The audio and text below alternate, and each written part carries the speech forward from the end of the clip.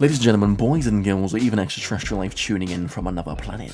Season 5 has either arrived or is arriving, depending on when my editor is. He made no promises, but if successful, Season 5 for Call of Duty Modern Warfare 3 releases either today or tomorrow. But what does it bring? Well, let's dive into the all-new experiences arriving for multiplayer, exciting maps and modes, new content for zombies, yes you heard that right, and all the extra details that you may have missed as we jump into Season 5 this week. So let's get started, but if you're not too familiar with how we work this channel, well, then we always take a look at the COD block. Why? Because it's got all the details you need. Of course it does.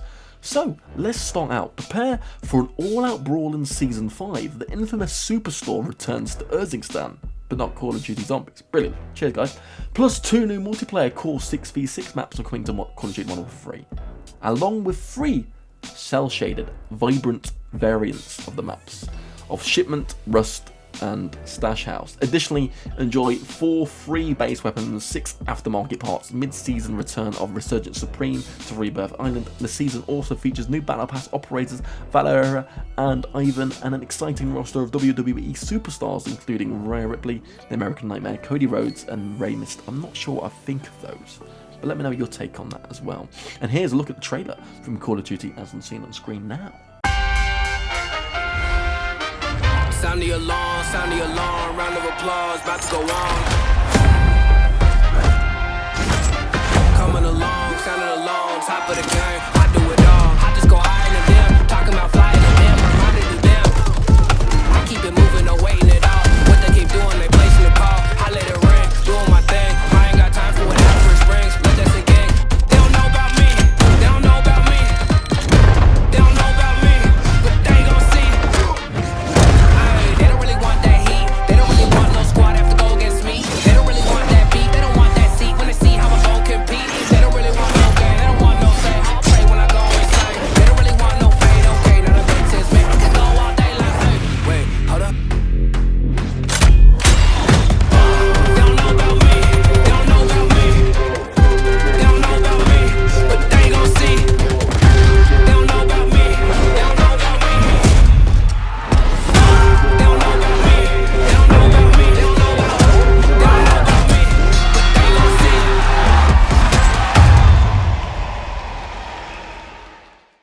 Okay, so 2 new diverse 6v6 maps arrive in Season 5, whisking you to a sunny dock in Florida and a cel-shaded junkyard, very much way different to one another in the Sonoran Desert. Stay sharp because there's more reimagined cel-shaded maps coming.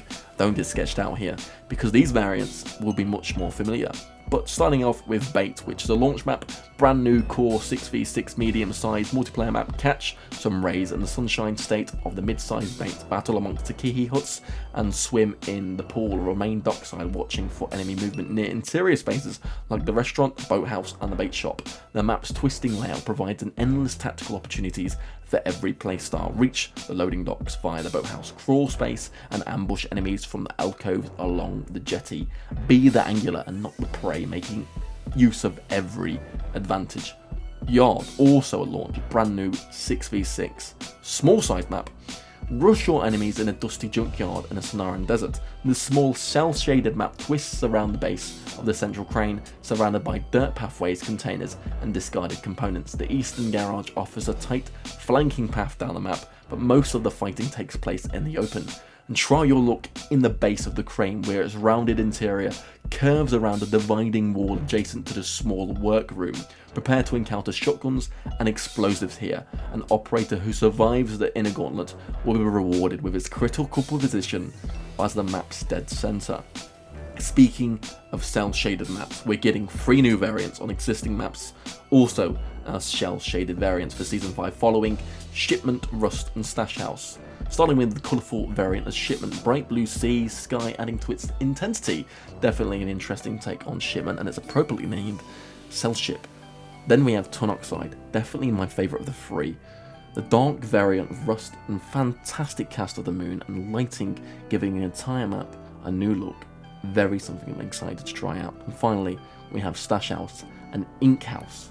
We have deep black outlines, heightened contrast across the map, adding to the eye candy feel of the art style. But I'm not sure about this one. It doesn't seem like it's completely convinced me that it's such of a cel-shaded map. And also, Is it just a really weird coincidence that we're getting these now, in the event that Borderlands movie comes in the next couple of weeks? Was it a cancelled event? Was it a cancelled operators coming? It'd be really nice to see, really interesting. I do have a very much kind of feel that it could have been something to do with Borderlands. I might be completely wrong. Let me know your thoughts below. And then there's more game modes. So Slam Deathmatch, which is in the season, wrestle up your finest finishing moves on this spin on a traditional team deathmatch. It's still all about eliminations in Slam Deathmatch, but in this mode, weapons can only down your enemies. I can't imagine how horrifying that's going to be. To earn points, you must finish off your opponents by hitting them with a finishing move, and all finishing moves will be randomized. A WWE finishing move in an upcoming Slam Deathmatch brawls, and the mode will only be available during the WWE Summer Slam event starting on July 31st. Yeah, I mean, I'll try it out. Let me know your thoughts. I want to know. And then as we move on, there's the arcade playlist that makes a return in season. But this is where it gets really interesting, because they talk about Call of Duty Warrior minigames. And all the times are going to be on screen, but first and foremost, beat up the car. Each team spawns in with a sledgehammer, and the vehicle, the first team to destroy the car, wins. What? And then there's Breacher Brawl. All operators are provided with unlimited breacher drones and the only armament to survive and win. Bullet time.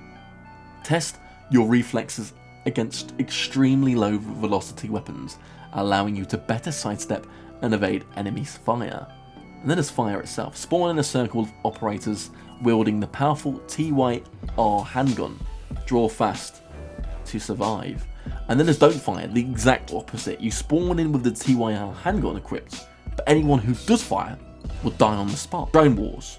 All operators spawn with storm enders and bomb drones. And there's fragged. This one's quite self-explanatory. Sell off things explosively in the minigame where all operators are provided with unlimited frag grenades and a riot shield. Defend against the blasts. Brilliant. The hunt. Operators are assigned a role of a hunter and a runner. Hunters must eliminate the runners who have no weapons to fight back. Knives. Operators spawn with knives only. Meta loadout. This is not what you think it is. Do the best in this iconic take on meta, as the operators duke it out with poorly optimized loadouts. Brilliant. Miniguns for everybody. Again, self-explanatory. Prepare for brutal combat as each operator is provided with a juggernaut suit and a minigun. Last ninja standing. Operators battle with throwing stars only while benefiting from increased movement speed and jump height. Revive. Each team spawns with a downed operator. The first team to locate and revive their downed teammates wins. Shocking. Push through the pain in this minigame. All operators must battle under the permanent effects of the shock stick. Turret time. All operators are provided with storm enders and a remote turret to survive and win. So first and foremost, from just all of these here, I feel that it's going to be one playlist and it just randomizes it, as they're not very long. 60 seconds, 30 seconds, 15, some are even 90 seconds. So I'm not sure how it's going to work. Quite a lot of them seem quite cool though. Beat up the car, interesting enough. Bullet time maybe. Don't fire, not sure how that works. Fragged is fragged. But miniguns for everybody sounds really good. Last ninja standing, definitely something I want to try out. Revive sounds quite interesting as well. And shocking. The permanent effects of shock stick, I suppose you can't go wrong there, can you? I don't know, let me know what you think. Along with all this content, expect more game modes to arrive later in season, offering new ways to perfect the new bow and spear as we novel through the new methods of gaining the win. First and foremost, we have fish infection. What? Avoid the hook in this slippery twist of infected, equipped with the compound bow and spear as your weapons in fish infection, where it's your goal to prevent getting eliminated by a bloodthirsty school of fish operators composed of previously fallen players. And then there's my favourite so far. This sounds really cool. We're going paintball.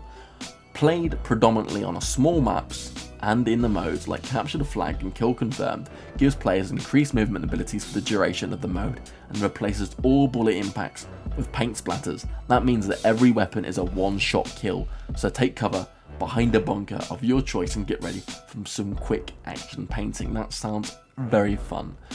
It's about time actually. I've been waiting for such a mode to arrive in Call of Duty, and there's already been mods in Black Ops 3 if you haven't seen. So let me know your thoughts on paintball arriving as a playlist in Call of Duty. Also, do we expect a paintball operator pack? Tracer rounds, maybe? Then there's defuse or destroy. Expect an explosive twist on search and destroy at mid-season 2. In this round-based objective mode, teams take turns attacking and defending bomb sites. The twist, the mode's round starts with a bomb already planted in one of the 2 possible locations, putting a literal ticking time bomb into the play as teams alternate to defend and defuse. And then we move to zombies. The final story mission, mid-season typical. Don't get too excited, as you guessed it, you're going to have to wait a little bit longer, zombie players, as Operation Deadbolt must face the ultimate challenge in confronting the entity in a terrifying new section of the Dark Aether. Use Ethereum launch pads to soar through the environment and keep away from the dangerous hordes of undead lurking on the ground. Prepare to abandon all hope as you make your way towards the climactic conclusion and the final boss. Survive the narrative-driven final story mission to unlock the conclusion thematic and secure the first piece needed to access the new Dark Aether Rift. Huge story pieces are coming here, which is going to be huge in understanding more in the Black Ops 6 story, despite going back in time, but also piecing together the ongoing puzzle as we move forward. But what's coming? Well, there's a new Dark Aether Rift, obviously. Stay alert for the clues as you work with the community to discover the path towards the lucrative and lethal Season 5 Reloaded Dark Aether Rift. The Perilous Challenge offers players a fresh new way to experience the Dark Aether and awards and the opportunity to earn powerful rewards, including permanent unlocks. With new secrets such as schematics, which are also in mid-season, deploy with your squad to unlock and acquire the following schematics, boosting your damage and permanently increasing your carrying capacity. Disciple Bottle, spawn a friendly disciple to wreak havoc against your foes. Grenade Bandolier, replenish your lethal and tactical equipment over time, allowing you to regularly bombard your enemies. And then Stash Increase, which increases your stash size literally to 30. So get loose, and they quote. Don't get me wrong, the friendly disciple is cool, but could we just have a mix of the HVTs? Maybe? No? Bandolier, I mean, yeah, you can tell there's probably running out of ideas here, at least in my opinion. And then we literally get an unlock for a stash increase. They gave us 30. 30! The game's near towards the end of the cycle. At least give us 50 or more. Who cares? At this point, people are still doing the tombstone glitch to this day. I mean, what does it matter that we get a little bit more and we're actually grinding for this? I don't know, let me know your thoughts. Is 30 something you're okay with? I'm not entirely sure. We've already got 20, it took them long enough to give us that, and then they literally ran out so many ideas that Bandolier was the next schematic, and then a schematic to increase your stash. I'm not even sure how that works. What do? Just press it and just increases to 30? Do you have to use it occasionally to make sure that's going to be an interesting one, because it's something that then should permanently unlock 30 in the actual game mode for the lobby. So is it something you unlock rather than in-game when you complete it, or was it something you unlock as thoughts? Let me know. Anyway, Warzone players, well, you can look forward to a new PRI as it stands. The Superstore makes a return on launch. Welcome to the Atlas Superstore, inspired by the original Superstore in Verdansk and home to all of your Call of Duty Warzone shopping needs. Whether it be a rare weapon, a new perk set, a fresh set of armor plates, or some converted item, the Superstore has what you need to secure the win. Stay tuned to the surroundings as other squads are bound to heed at the same shopping impulse. It won't get too deep into all this, as we know Superstore is especially a long-term fans, another interesting addition to Warzone, but that I mentioned could be a great addition to Zombies also, but never mind. There's also plentiful of modes coming to Warzone. For fans, please check out the link below for more of that in the Call of Duty blog too. New weapons coming to Call of Duty: the static HV submachine gun starting at launch, the STG assault rifle, the spear melee weapon mid-season via the BP sector unlock and challenges, and then the Torque 35 launcher, something I've been waiting and hearing back for a long time. Let me know your thoughts on that one there, as it's a compound bow. That sounds quite interesting and quite fun.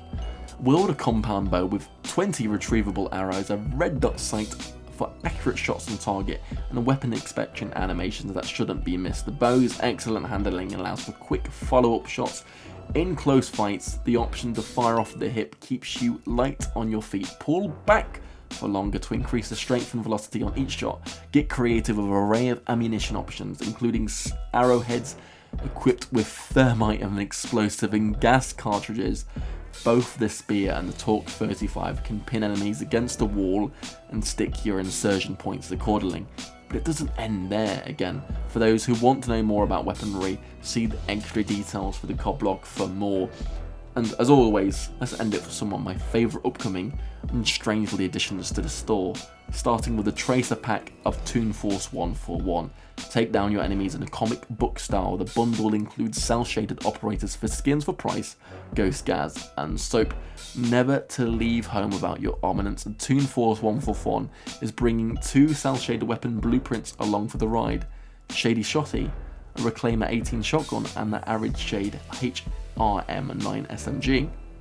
Stick it to them with additional weapon accessories, including the Ghost Goes Boom, large decal, plus I Want You and the Last Smoke weapon stickers. And then finally, we have other Season 5 store offerings, including the upcoming Tracer Pack, Shock Puppets, Tracer Pack, Urban Festival, Wildlife Wanted, Codfish Mastercraft, Tracer Pack, Black Hole, and more. Look for more details in the Season 5 Black Cell Battle Pass and bundle article. They just get wilder each time we look at them.